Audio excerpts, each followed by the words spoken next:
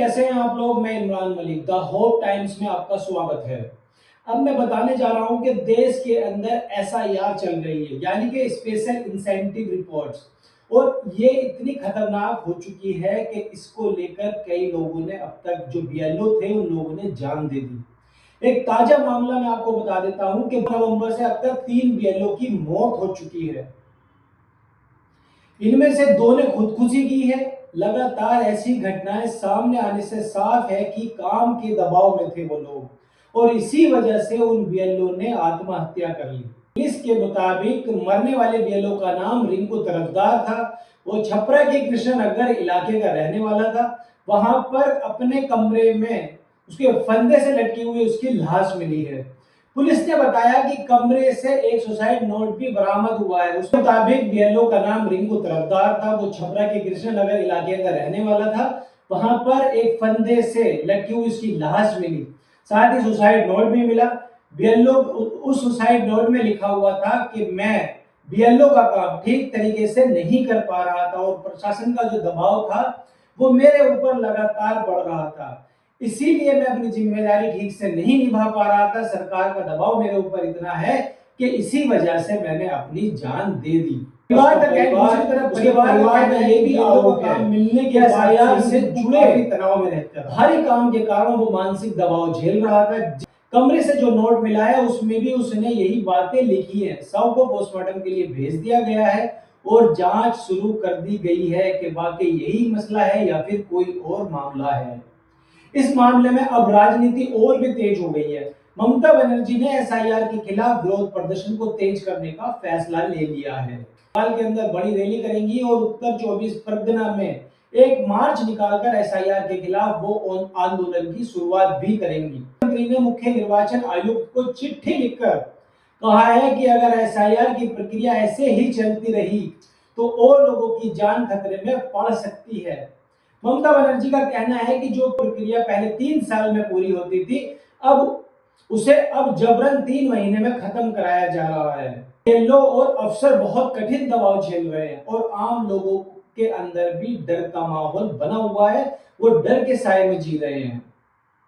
जलपाईगुड़ी की महिला बीएलओ जिसने खुदकुशी की थी, उसके परिवार ने भी आरोप लगाया है कि एसआईआर के भारी काम के बोझ की वजह से उसने ये कदम उठाया है।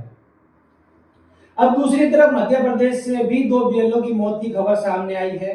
रायसेन और दमोह जिलों में सर्वे का काम कर रहे 2 बीएलओ रमाकांत पांडे और सीताराम गौड़ की मौत हो चुकी है।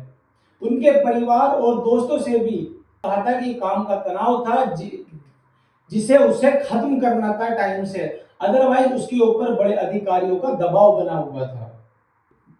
साथ ही साथ बंगाल की सांसद महुआ मोइत्रा ने भी सोशल मीडिया पर लिखा है कि ज्ञानेश कुमार इन घटनाओं के लिए जिम्मेदार हैं और उन्होंने दबाव बनाकर बीएलओ रिंकू तरफदार को आत्महत्या करने पर मजबूर कर दिया है।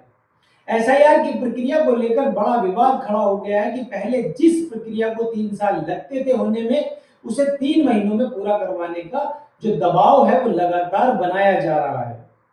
ये दबाव है कि बीएलओ की मौत की वजह बन रहा है, लेकिन सवाल ये है कि इसकी जांच आखिर करेगा कौन। मामला उलझा हुआ है क्योंकि यह ममता सरकार है, खुलकर एसआईआर के खिलाफ उतरकर सामने आ गई है। वो लगातार कह रही है कि इससे खतरनाक स्थिति बन सकती है और इसे रोका जाना चाहिए। दूसरी तरफ दिलचस्प बात यह है कि बंगाल में जितनी तेजी से एसआईआर का रिवीजन हो रहा है, उतनी ही तेजी से इसका विरोध भी बढ़ता जा रहा है। आंकड़े भी डरावने हैं और मुख्यमंत्री खुद इस मुद्दे पर आक्रामक रुख में हैं। ममता बनर्जी जिस मुद्दे को उठाती हैं उसे अंजाम तक पहुंचाने की उनकी जो छवि है वो काफी अच्छी है। इसलिए अगर उन्होंने आंदोलन शुरू कर दिया है तो इसे अंजाम तक ले जाने की जो जिम्मेदारी है वो भी साफ साफ अब दिखाई दे रही है कि ममता बनर्जी इस मुद्दे को अंजाम तक लेकर जाकर रहेंगी, वरना ऐसे ही लगातार एक के बाद एक बीएलओ की आत्महत्या होती रहेगी, यानी कि वो खुद से मौत के घाट उतरते रहेंगे। तो दोस्तों, जिस तरीके से एसआईआर चल रही है, जिस काम को लेकर 3 महीने का टाइम दिया, 3 साल का टाइम लगता था, अब वो 3 महीने में ही निपटाया जा रहा है। तो दोस्तों, इसमें इतना प्रेशर बढ़ गया है बीएलओ के ऊपर, या तो वो घर बैठकर ही अपने आप फॉर्म फिल कर रहे हैं लोगों की जिंदगियों से खिलवाड़ कर रहे हैं। जो कुछ कल्प्रेट टाइप के बीएलओ हैं वो लोगों के घर तक नहीं जा रहे हैं या फिर एक जगह इकट्ठे होकर बैठ जा रहे हैं, वहां पर लोगों के फॉर्म इकट्ठे करा रहे हैं और अपने आप बोल रहे हैं कि आप भरकर लेकर आओ। ऐसे में किसी का फॉर्म गलत होता है, किसी का फॉर्म सही होता है, उनको कोई मतलब नहीं है। ऐसे में ऐसे बीएलओ तो सरवाइव कर पा रहे हैं, लेकिन जो बीएलओ घर घर जाकर एक एक के घर उसको समझा रहा है, वहां पर पूरी तरीके से डिटेल दे रहा है, जानकारी दे रहा है, उसको भरवा रहा है, उन बीएलओ के ऊपर इतना ज्यादा प्रेशर बन गया है कि वो लगातार इस तरीके की घटनाएं हैं वो सामने आ रही है, वो लगातार आत्महत्या कर रहे हैं, उनके ऊपर काम का दबाव बहुत ज्यादा बढ़ गया है। तो दोस्तों फिलहाल इस खबर में इतना ही। क्या बंगाल के अंदर एसआईआर पूरी तरीके से रुक जाएगा? क्या ममता बनर्जी कोई स्टेप ले पाएंगी या फिर नहीं, या उनको भी ज्ञानेश कुमार जो मुख्य चुनाव आयुक्त हैं उनके सामने सरेंडर करना पड़ेगा और एसआईआर बंगाल में भी दूसरे राज्यों की तरह पूरी तरीके से होगी या फिर नहीं?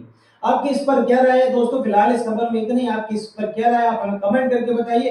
द होप टाइम्स को अगर आप अभी तक आपने सब्सक्राइब नहीं किया तो चैनल को सब्सक्राइब कीजिए, बेल आइकन दबाना ना भूलिए। तब तक मिलता हूं अनदर वीडियो लेकर। जय हिंद, जय भारत।